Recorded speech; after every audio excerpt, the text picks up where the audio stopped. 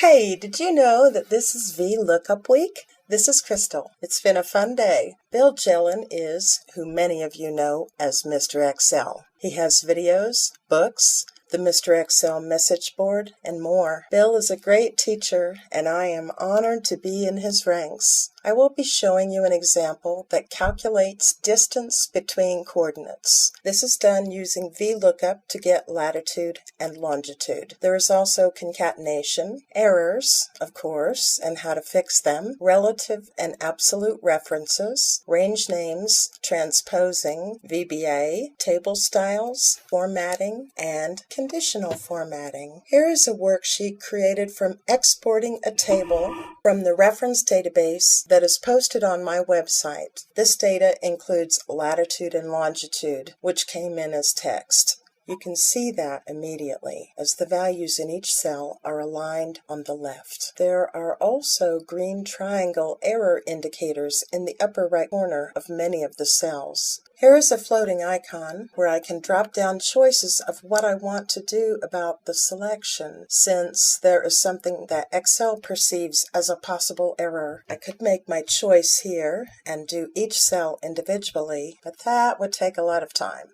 I click on the first latitude value, hold the Shift key while I press right arrow to extend the selection to the next column containing longitude, and then Control down arrow to extend the selection to the end of the data, which is at row 42,767. Now I drag the scroll box on the vertical scroll bar to go back to the floating indicator. Since I want to do calculations, I select Convert to Number. I notice that different zip codes for the same city have the same coordinates. I could be using lat-long information from GPS data, which would be more accurate, but I don't have it, and I do have this. Another sheet in this workbook contains information on airports. I'm going to use a VLOOKUP formula to get the zip code for a city so I can find coordinates of airports. In this cell, I'm going to put an equation, so I start by typing an equal sign. As I type, IntelliSense prompts me with choices, and there is VLOOKUP. I press Tab to choose it. I see the syntax for VLOOKUP, but I like using the dialog box better. I click the FX icon to the left of the formula bar, the formula wizard. I am prompted for the VLOOKUP function arguments.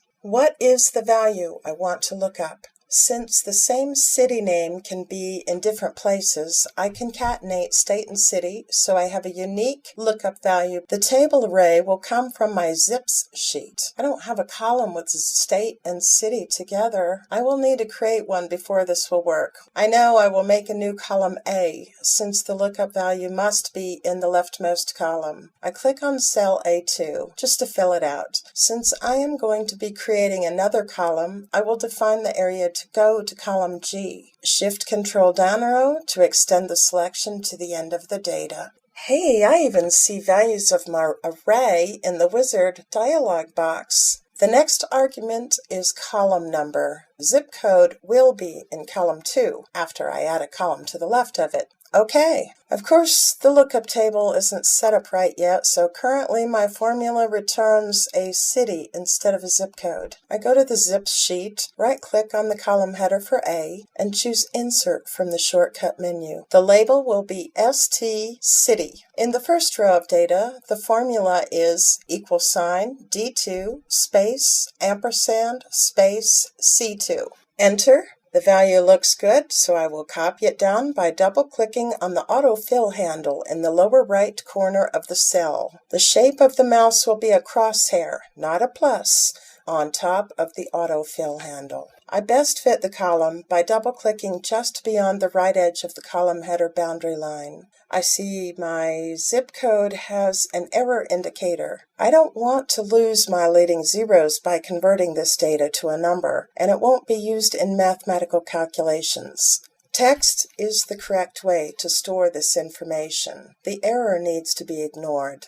I will ignore the error for all my zip codes at once. Shift, Control, down arrow, drag the scroll box to the top of the vertical scroll bar, and choose Ignore Error from the floating menu. Not that it is necessary, but I am copying the format of a column label that looks good to the one I just created. Freeze the top row.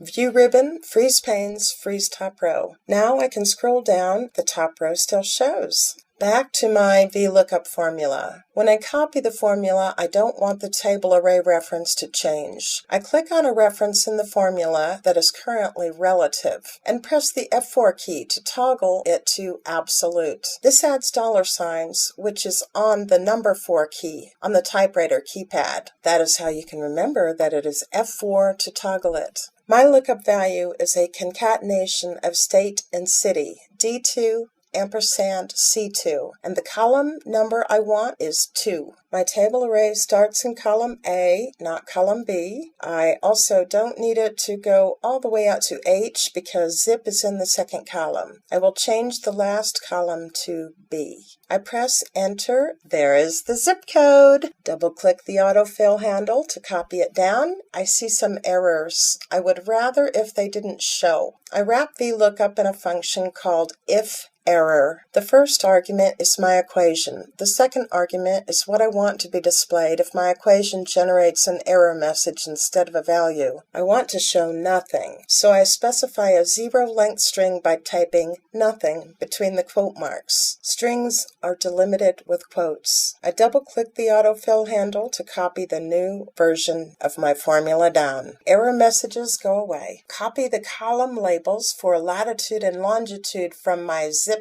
sheet and paste them here. I copy the equation I just made for zip code as a starting point for latitude. The lookup value needs to change because it is a relative reference and it just got adjusted when I pasted the formula. State and city is D2 ampersand C2. I enter the formula. Good, a number. Once again, I paste an equation to start for longitude. The table array needs to go to column G and the column number is 7. The lookup value needs to be changed to D2 ampersand C2. I select the 2 cells containing my new formulas and double-click the autofill handle to copy them down. Now I filter my records for New York. Uncheck select all the values, scroll to see the value I want, and there it is. I check the box to the left of New York, click OK, and my filter is applied. Now I add a new worksheet for the distances table I will be creating. Right-click on the Sheet tab and choose Insert from the shortcut menu and specify Worksheet. I double-click the sheet name to change it from Sheet 1 to Distances. Now I grab the airport codes, copy and paste. I'm also going to paste the airport codes across the top. I choose Paste Special,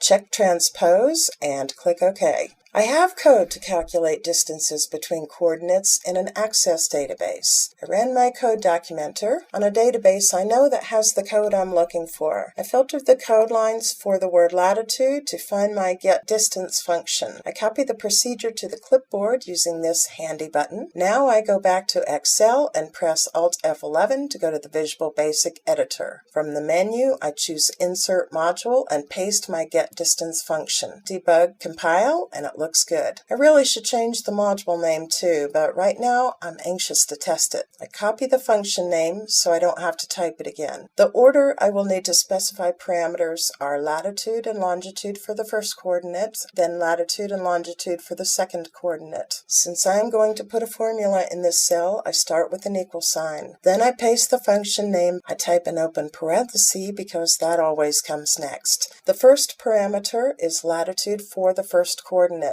I'm starting with cities listed in row 1. I want help, so I click the FX button to be prompted for information. My lookup value is in cell B1. The table array is on my airport sheet, which has to start with my lookup value column, so I click on the first airport code. Shift-click on the first value for longitude, which is the last column, and then Shift-Control down arrow. My column number is 1, 2, 3, 4, 5. I click OK, and there is the first argument for my getDistance function. I copy the VLOOKUP equation by selecting it and pressing Ctrl-C. Ctrl-V to paste for the longitude argument, change the column number to 6. Click at the end of the line and Control-V to paste again. This time my lookup value is in a different cell. I select the reference in my equation and click the cell I want to use instead. Now I press the F4 key to change the reference type. I copy this reference, go to the end, and paste it again. I also adjust my absolute references for my lookup values to be mixed instead of absolute so that when the formula is copied, only part of the reference will change. I double-click the autofill handle to copy the formulas down. My lookup table needs to be absolute. I'm going to define a range name for my lookup table. I select it by clicking in the top left cell, holding Shift while I move around, then click in the name box and type what I want to call it, then enter to complete the definition of my new range name. I replace the references to my lookup table with my range name. I select each reference and press Ctrl-V to paste. Now I use the autofill handle to copy my new formula to the cell above and the cells below. I still have a problem with LaGuardia. I go over to the airport sheet and filter the airport code for LGA so I can see what is going on with the data. Well, it's there. Okay, let's take a look at VLOOKUP. There is a fourth argument for VLOOKUP that is optional. This controls what kind of a match will be found. The choices are approximate and exact. I want an exact match, so I will say false for finding an approximate one. Same problem with latitude and longitude. I made a range name for my zip code table, which I will use that in the formula when I edit it to say I want an exact match. Copy the formulas down and the numbers look better. I have an error I did not have before with the airport in Binghamton. Oh, I see the problem. No lat long information. And that's because the city shows more than one value, so it's not found in my zip code reference. I see 3 city values that need to be edited. On my distances sheet, I edit the formula so that the lookup value is a mixed reference. I select all the formulas